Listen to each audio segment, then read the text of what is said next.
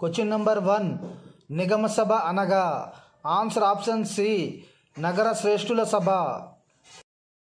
Question number 2 నిగమ సభ గురించి పేర్కొన్న శాసనమేది? Answer option C Bhattiprolu Stupa శాసనం. క్వశ్చన్ నెంబర్ 3 క్రీస్తు పూర్వము 3వ శతాబ్ది చివరిలో నిగమ సభను నిర్వహించిన వారు? ఆన్సర్ ఆప్షన్ డి కుబీరకుడు. క్వశ్చన్ నెంబర్ 4 శాతవాహన కాలంలో ఆంధ్రదేశంలో వస్త్ర పరిశ్రమ ప్రసిద్ధి చెందినట్లు దేని ద్వారా తెలుస్తుంది? ఆన్సర్ ఆప్షన్ బి భీమసేన జాతకం.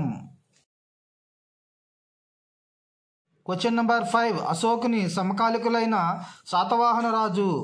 ఆన్సర్ ఆప్షన్ సి శాతవాహనుడు.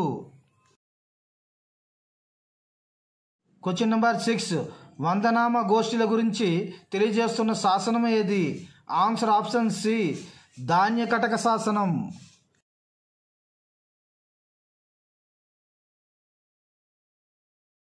క్వశ్చన్ నెంబర్ 7 మూడో బౌద్ధ సంగీతలో అంధకులు ప్రముఖ పాత్ర వహించారని దేని నుంచి తెలుస్తుంది? Answer option A కథావత్తు.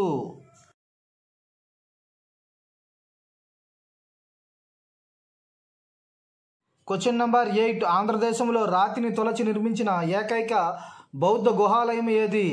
Answer option D Guntupalli.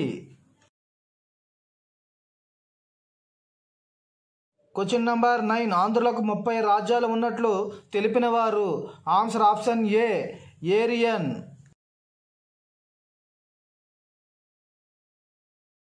Question number 10 ఉత్తర దేశం నుంచి సింహళానికి వెళ్ళే నౌకా మార్గానికి మధ్యస్థలంగా ఆంధ్రదేశం ఉండేదని దేని నుంచి తెలుస్తుంది? Answer option D దంతగాథ.